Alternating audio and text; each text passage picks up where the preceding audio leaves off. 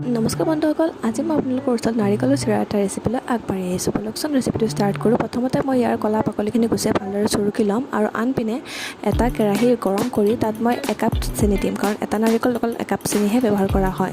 তাৰপিছত তাত সামান্য 3/4 এভাগ পানী দি পেলাই উতলাব দিম। যেতিয়া উতলি পেলাই গোটেইখিনি চেনি গলি যাব, তেতিয়া তাত মই চিৰাখিনি নাৰিকলৰ যিখিনি মই ৰুকি লৈছোঁ সেই পোহাখিনি মই ঢালি ল'ম। ঠিক আছে, বলকচোন ভিডিঅ'টো চাই থাকক।